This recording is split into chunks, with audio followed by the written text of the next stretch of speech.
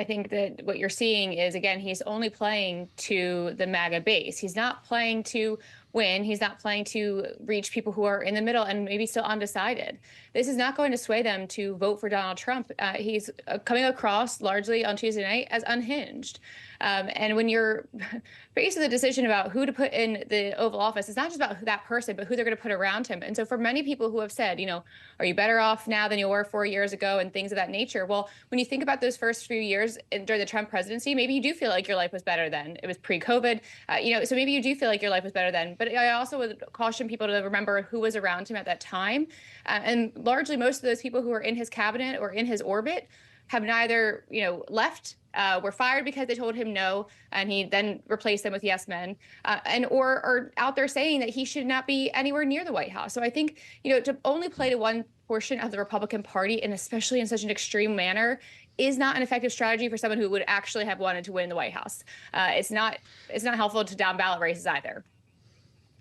You think about these families and the impact, the real impact that it's having in Springfield. As Kayleigh mentioned, Jeannie, the Springfield City School District closed a middle school, Roosevelt Middle School, and evacuated another Perrin Woods and Snow Hill Elementary School as well this morning after they got bomb threats via email. Cliff Park High School outside of that district was also evacuated. They're now working with the Dayton FBI office to find the source of this stuff.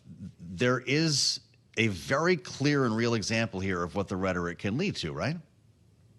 There absolutely is. And this is the danger of this. It takes one person to react to this kind of obviously, clearly false statements and stories, to spread that disinformation. And this is why leadership matters, because leaders like Donald Trump have to be responsible and to lead us in a more positive direction. He is not doing that by spreading this information. That is clear.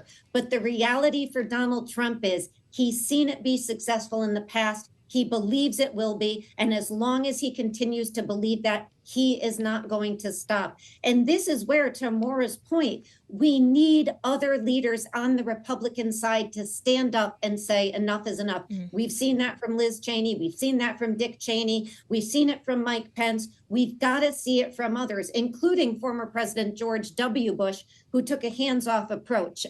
They have to stand up and say, we aren't going to countenance this anymore. That's the only way. In addition to Donald Trump losing another election, and the Republicans may get tired of that if it happens.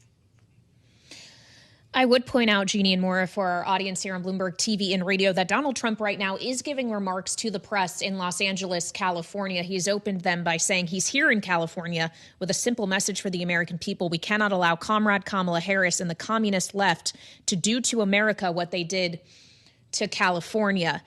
As we consider the messaging we're getting from the former president, Maura, he also has weighed in on the happenings here in Washington in recent days, suggesting that House Republicans, who of course are trying to avert a government shutdown 18 days from now when funding expires, should indeed shut the government down if they don't get election security through along with it. The SAFE Act, of course, what we're referring to here, making illegal something that already is illegal, non-citizens voting. Do you believe this Donald Trump, who is speaking right now, actually wants to see the government shut down as he is trying to win election?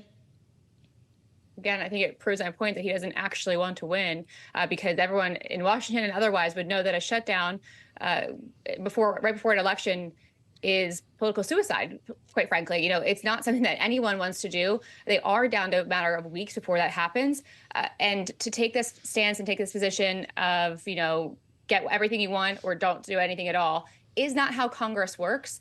And again, it shows the downside of having somebody in politics as the leader of the Republican Party who doesn't actually understand how it works. And I think that that's a detriment to what Mike Johnson is trying to accomplish, and other leaders on Capitol Hill who are trying to make something work that they can get through to avoid this situation that both sides know would not fare well for them politically, but in the polls, but also come Election Day.